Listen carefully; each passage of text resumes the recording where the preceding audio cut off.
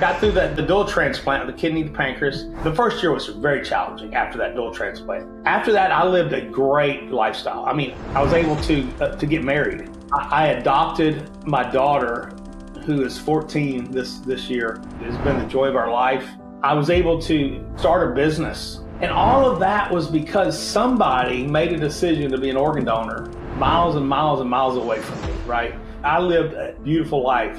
All that to say, life's are ups and downs, right? We have our ups and we have our downs, and we just got to be able to push through our downs to enjoy the upside of life. In 2020, my kidneys failed again, and I was put on dialysis. And I tell you what, if anybody that knows someone on dialysis that's going through that right now, I just tell them stop and pray for those people, because that is a very challenging time for whoever's in that dialysis center. It's tough. I went through that for 8 months. Today we have a very special episode of the No Options Show. My name is Ida, and I'm your host today. And I am going to be interviewing Ty Gibson, the man behind the No Options mindset. Ty has overcome numerous adversities in life. And despite all of that, he built a successful business. He had a successful career. He had a happy marriage. And right now, Ty is on a huge, huge mission to help so many people out in the world. So today we're going to hear Ty's story. Ty, it's a pleasure to have you. Thank you. I'm glad to be here. It's awesome. Thank you for having me. Amazing. I want to start this with asking about your childhood. So you were diagnosed with diabetes when you were a child, right? Mm-hmm. Tell me about those early challenges that you had. What was it like as a kid? Because I do have kids, and I know how hard it is for them to say no to them for anything they want. And I'm pretty sure you heard a lot of no's. So take me to a day in your childhood when you were dealing with diabetes. Yeah, in the 70s, I was diagnosed with juvenile diabetes, type 1 diabetes as a kid. And it was very difficult. It was a time where the medical technology was not there, as we know, but it was a time where I just had such brittle diabetes. My parents didn't understand diabetes. First diabetic in the family, so no one really knew how to handle it, right? So it was a whole lot. So at the age of 8, I was diagnosed, and I had brittle diabetes. And for about 2 years, I was back and forth in hospitals all the time. And then at 10, I was finally put on an insulin pump, and it was an insulin pump was one of the first that was ever developed. Yes, there was a lot of no's. I mean, I always tell the story about, I would go to all these great birthday parties, and there set this beautiful birthday cake and all the the punch and the juice, and then over there set a little drink that was probably a diet drink of some sort, or a no sugar Kool-Aid that it was for Ty. So it was a lot of that. I just never understood it, as a young kid. Why can't I enjoy that? But thank goodness my parents kind of kept me on track, but it was really a hard time. It really was a tough time as a young kid battling diabetes, for sure. So when your mom would say no, what would be a typical response from you? Well, I think as any kid is now, we're gonna resist the no's, because especially when it came between me and a no and sugar, being able to have a drink of some kind of Kool-Aid, or things that kids want, and I was put on a very strict diet, so there were a lot of things just in general that I wasn't able to do. Now, I will tell you, though, my parents, thank goodness they did this. They kind of let me, they didn't hold me back from much. As a diabetic, they let me go and do and as much as they could, because they didn't want to treat me any differently than any other kid, except when it came to things that obviously I couldn't have, right? Okay, let me go specific. So if you were you allowed to do any kind of sport you wanted to do? Absolutely. In fact, they encouraged it. We were a big sports family, so I played everything. And now I'll tell you, it was challenging, because I remember in basketball at halftime taking shots of insulin or testing my blood sugars, and then baseball games, taking a shot in between innings. And my mom was in the dugout making sure my blood sugar was good. So they didn't hold me back from any of that, right? Which is what I was very thankful for. And I really believe to this day, them kind of having that approach with me is what really helped me prepare for the challenges I went through later on in life. So yes, it was, but the no's were there for sure. But they also kind of gave me enough, let me be a young boy as well. Okay. So how old were you when you were diagnosed with diabetes? I was 8 years old when I got diabetes. Okay. And then after that, what was your next major health challenge that you had? Well, the really cool thing is I kind of talked there briefly was at the age of 10, they put me they were working on some medical technology in Houston at a research center at Texas Children's Hospital. And my doctor was part of the team that took a chemotherapy syringe pump and put it on a diabetics and put insulin in it and made it as an insulin pump, as we know the insulin pump today, right? So my first pump was 1 pound, 9 ounces. It was a brick. It was a brick. When I say a pound, I mean, it was a big block hanging off the side of my belt.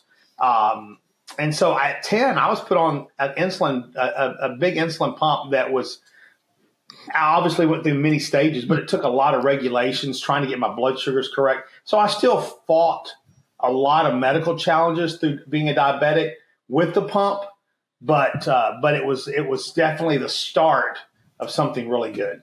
So 8, you were diagnosed, 10, you got an insulin pump. When was the next big one? So transplants, right? That was like the next big thing that happened medically? Well, yes. I mean, from 10, when I got my first pump on, I mean, I went through variations of pumps because they kept getting smaller. They had technology would change. They would get different pumps, different types of blood testing mechanisms. And so I went through a lot of that. And then you're right, at the age of 30, 1999, I was just feeling horrible. I was just down and out. And finally, at lunch one day at work, I ran over to a medical clinic there close by, and they did some tests. And they're like, "Ty, something's off." In fact, they didn't even let me go back to the office. They said, "You need to go see the a kidney doctor." And I'm saying, "Why would I go see a kidney doctor? I'm a diabetic." And So anyway, come to find out, my kidneys had failed.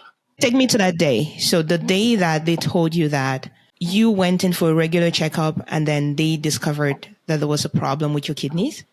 Yeah, I went in and just because I wasn't feeling well, in fact, I was feeling horrible because I couldn't hardly get through the day. I was so tired, right? Yeah. So I get in there and then they come in and the doctor says, "Ty," he said, "we found out why you're extremely fatigued and you're just barely making it through the day." He says, "Your kidneys are at a very low functioning rate." And he said, "Your kidneys are failing." And he said, "But not only are they failing," he said, "my concern is we need a transplant." But he said, "My concern is you have such brittle diabetes. If we have a transplant and with your diabetes, you're just going to keep going through kidneys because it's going to just continue to destroy more and more kidneys that we put in." But he said, there is a doctor in Baltimore, Maryland, that's doing a research surgeries right now that is doing a kidney pancreas transplant. And he said, "I highly encourage you to go and let's see if you're a candidate for this surgery." So we went, right? I left that day though, and just kind of in awe. In fact, I didn't even call my family for like 2 days because I didn't even know how to respond to that. Right. I was just, I was tired as a kid. I was so tired of being sick all the time. And it was just one more thing. I had to go tell my family I'm sick again.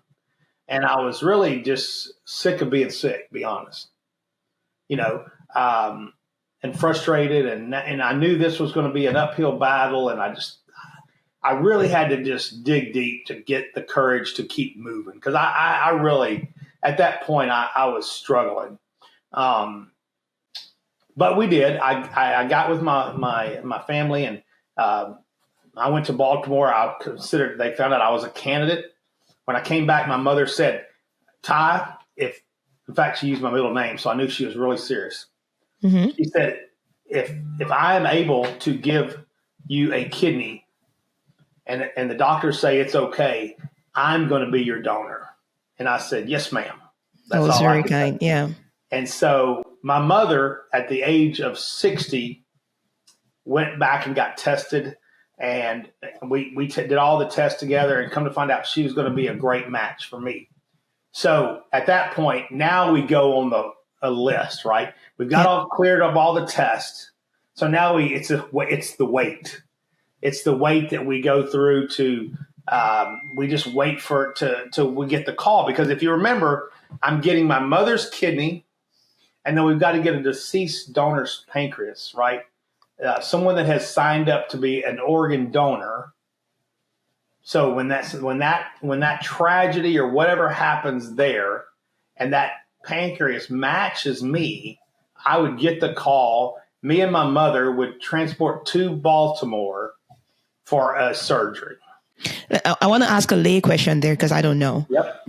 So you were getting your mother's kidney, and you needed a pancreas for the kidney, or your pancreas was also not working, and that's why you needed another one. The pancreas is what produces insulin. Okay. And so if I received a pancreas, I got rid of my diabetes. So I was getting, this is where it gets a little kind of interesting, because there's not technically a cure for diabetes. Okay. But when you get a pancreas is what produces insulin. Yeah. And so when I received a new pancreas, it was going to relieve my body from the stress on my organs, so that my organs would not be as under the pressure that they had been under being a diabetic. Got it. Okay. So you needed the pancreas to then stabilize your body so that the kidney can stay when you receive it. Got it. Okay. That clarifies it for me. And so all that to say, about 8 months, we went through the wait. I would go to work each day, and I would come home and I would be back in bed by 6, just so that I could make it the next day, because I was so tired. I was taking naps at lunch times, just to try to make it through the day, because you're just extremely tired. Now, I will say, I'm very proud to say I did not stop working the whole time up until the day I got the call. I continued to push, and I was very proud of that. Sometimes I don't know how I did it, but I'm very proud that I made it through that. And so, yeah, that was going to be my next question, because I was going to say, how did you maintain your resilience throughout this? Because this is like a life sentence, right? For at least for me, I've never heard that kind of thing before. And so you built a business through this. You lived like a normal life through this. Talk to me about that. Our mind is the most powerful tool we have, right? Yep. And I always say, I truly believe, like, I go back to the way my parents kind of raised us, kind of get up, dust off, and keep going. And I'm very thankful for that, because I think I mentioned it earlier. I think this is how I've gotten through these times, because I just had to dust off and keep going, because I had no options, right? I mean, that was the point of, I had a family. I have valuable things to live for, a lot of beautiful things in life that I want to live for. So, I didn't have an option than to keep pushing. It was a mental struggle, but you really just have to, put my why am I doing this? It's for my family, for all the things in life that I'm here for. Let me ask you this. So at 30 was when you got the first kidney, and you got a second one? I did. So I got through the dual transplant of the kidney, the pancreas, and then that was in 99. And I lived, honestly, the first year was very challenging after that dual transplant. After that, I lived a great lifestyle. I was able, I was able to get married. Yeah. I adopted my daughter, who is 14 this year. My wife and I adopted Reese, who has been the joy of our life. I was able to start a business. And all of that was because somebody made a decision to be an organ donor, miles and miles and miles away from me, right? And so, and that was I've lived a beautiful life. Now, all that to say, life's are ups and downs, right? We have our ups and we have our downs, and we just got to be able to push through our downs to enjoy the upside of life. And I'll tell you, in 2020, my kidneys failed again. The kidney that I received from my mother failed. And I was put on dialysis. And I tell you what, how do I say it? If anybody that knows someone on dialysis that's going through that right now, I just tell them stop and pray for those people, because that is a very challenging time for whoever's in that dialysis center. It's tough. I went through that for 8 months. What's the most difficult part of going through dialysis for you? Well, it was, I got up 3 days a week. They put a big, stent in your chest, and 3 days a week I was at dialysis center at 4:30 in the morning, and I would go from 4:30 to 9, and then at 9 o'clock I would go to the office and start working. Oh, wow. And most people didn't even know I did that, because I kind of was raised with that, nobody wants to hear your problems, so I keep pushing through, and that's kind of what I always had in my mindset was just keep pushing. So yep. I would go through the day and just push through those days after dialysis. So you told me about a time when, with exactly what you said, where you said, nobody wants to hear your story, just keep walking, just keep doing what you're doing. However, there was an event that changed you. There was a dinner you talked to me about where you told your story and everybody was moved. And that was like the beginning of this new journey that you're on. Take me to that day and talk to me about that, Ty. Yeah, it was a very cool time. My wife, Crystal, we had a family reunion, and it was a distance group, distance cousins. And Crystal asked me that day, she said, Ty, do you mind telling your story? A couple of them was asking about it. I said, I'll be glad to tell the story if anybody wants to listen to it. And so I did. I told the story, and there were several people were listening and asking questions. And so we were on our way back home and driving home, couple-hour drive. And on the way home, I got texts from some of her family that said, hey, thanks for sharing. We're signing up to be organ donors. Oh, wow. And that was when it really hit me that who am I to be selfish when I could tell my story? And I remember those people sitting in dialysis or sitting somewhere that can't find organs that match, and their life expires, right? Who am I not to be able to, if I could just simply tell my story and help others, what am I doing? Right. Mm-hmm. So that's really what motivated me. And so since then you have decided to, what's the journey you're on now, Ty? Well, I made a promise, and this was years ago when I was laying in those multiple times on deathbeds, wondering if I was even going to survive. I remember laying in those beds several times and saying, good Lord, if you just help me through this, I'll do whatever I can do to help. Yep. And so Chris and I have been blessed with our businesses that we're at a point now in time in our business that I'm getting to really look now back and go, it's time, right? I made a promise, and it's time for me to fulfill that promise. And that's where the no options have come from. I want to help people get through things in life, whether it be organ donation, whether it be just challenges, because there's so much on the other side that I want people to keep pushing for. So if you look back through the course of your life, Ty, what would you say were 2 or 3 moments that have shaped who you are right now? Gosh, that's a good question. I mean, there's multiple times, and I'll tell you again. I think just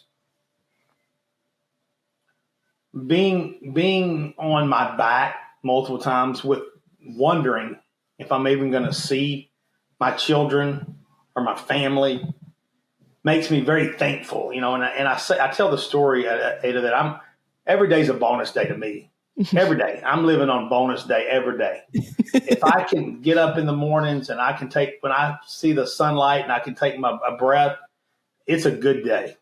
And so there's been multiple things in my life that have shaped it. But I'll tell you, the number one thing is my health and the battle that I have had with my health throughout my whole life, not just certain instances, throughout my whole life. I'm just thankful to be here every day. So you talk about the no options mindset, the no options approach. I want you, in your own words, for the people who are watching this, what is that all about? If you can summarize it for people who are watching, like what would you say is the no options approach or the no options mindset? I just have this thought that, and I have boiled it down to, what if we could just live our life? What if we looked at our life, our business, our situation, as if we had no options? What if we lived it? We had no options but to be successful, but to overcome, and not give ourselves a way out. Yeah. And I just that's kind of a thing for me, that I look back on my life and I felt like there were times I didn't have an option. And then I look at today and I'm thinking, if I can help somebody push through and visualize it as if we had no options but to be successful, I think it would be a different place we live in. That's beautiful. That's beautiful. So I want to take this a little bit more on the lighter side. So you build Waterboy Graphics along with your beautiful wife, Crystal. Together you build this company. What is a fun memory you have of building Waterboy Graphics? Oh, wow. Yeah, it has been fun. The really cool thing about this is I love graphics. I'm a graphic design, that's my background. I love graphic design. I love marketing, but I also love sports. And to be able to bring my two loves together to create a company that actually, has been a successful company, has been a dream come true for me.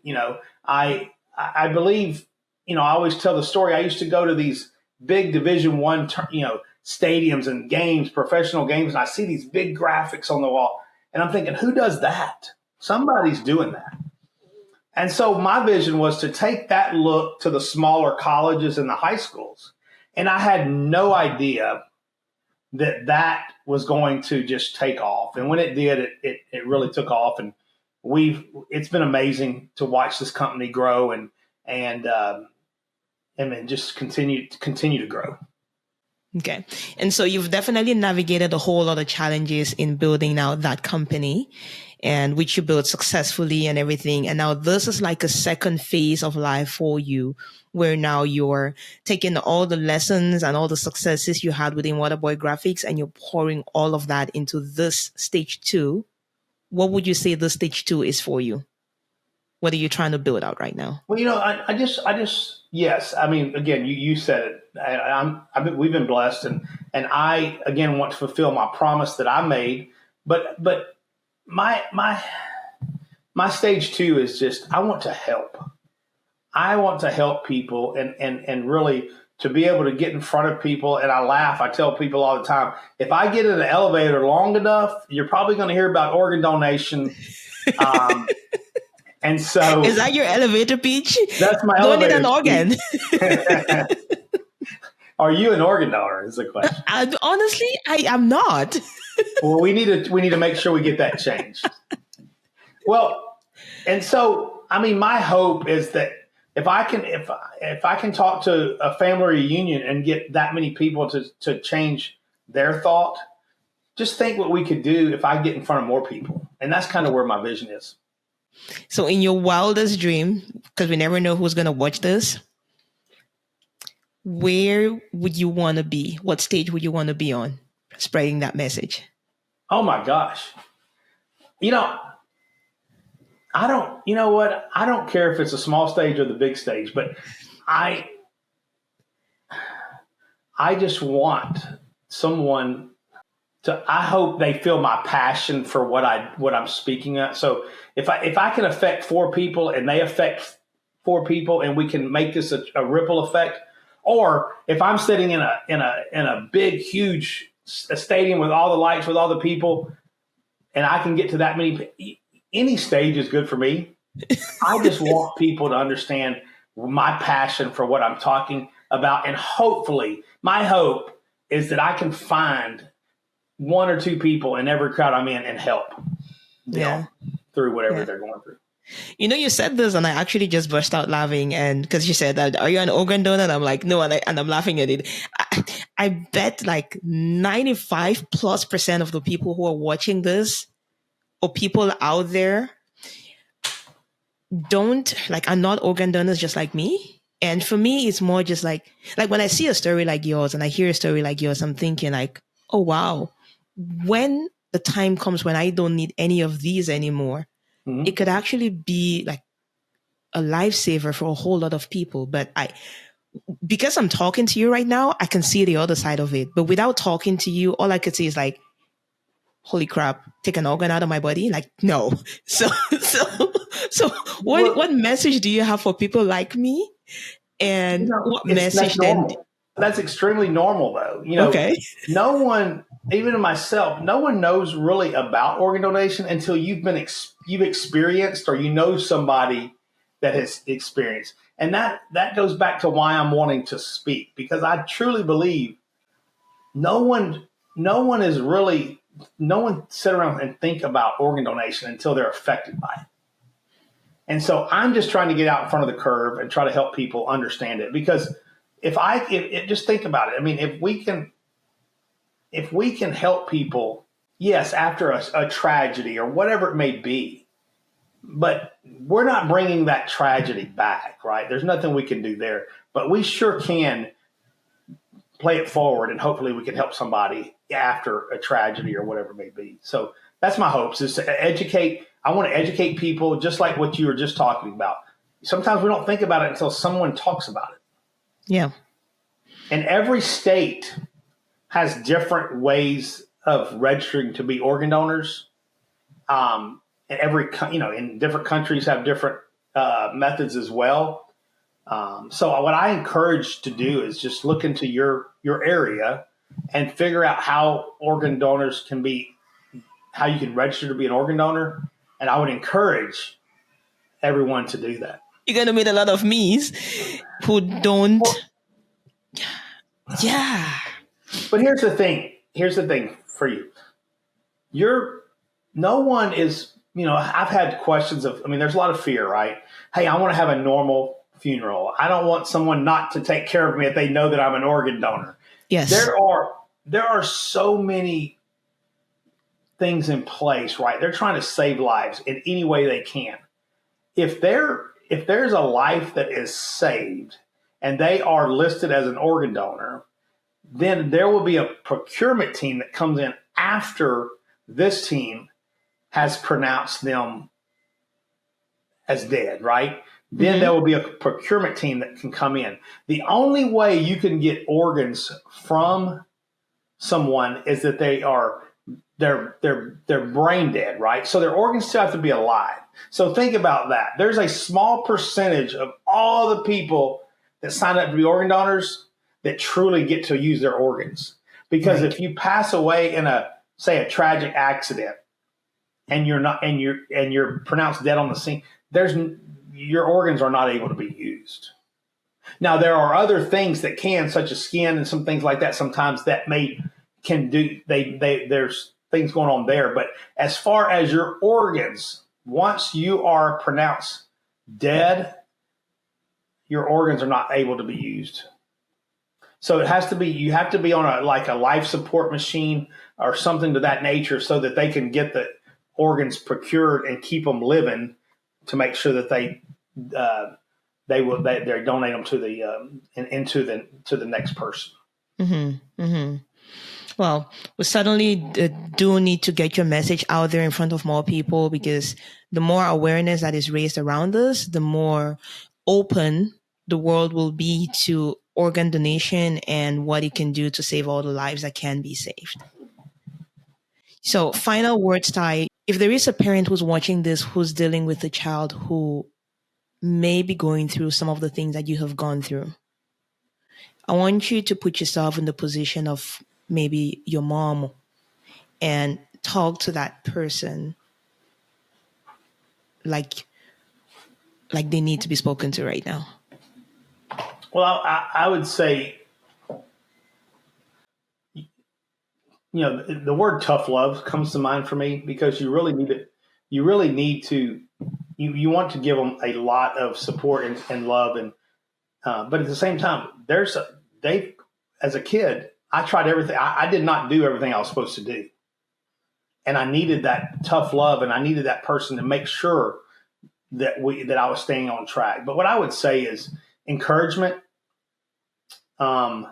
keep hope, because there is a pot of gold on the other side. You just have to push through. Sometimes you feel like you've hit the end of the road, and I would encourage you, there is a ton of life on the other side. And I would encourage parents to be supportive, stay encouraged. And I would love, I'm one of those, I talk to people all the time. If you're able, I would be more than willing to talk to anybody that I can help through those times. Parents, kids, organizations. If there are people that I can help, I want to help. Amazing. And if anybody's watching this and wanted a way to support you or your mission, what's the best way to get in touch? TheGibsonGroup.com is my website. It's the Gibson, GIPSON group.com. And it has all my contact information in there. And you can see ways to get me a time that I can visit with you guys, or just reach out to me. It's all available on there. Okay, awesome. And so if this is somebody who cannot physically meet you, there's also the opportunity to maybe meet them on Zoom and just have a conversation with them, like that kind of. I would love that. Talking them through a process of what they're going through. Absolutely. I would love that. Anybody that, again, I'm here to pay back, and I would love to help in any way I can. Oh, well, you heard him. Ty on his bed, he said, I want to put this message out to the world. And so let's go. Let's do it. Thank you. Thank you for being here, Ty. You're welcome.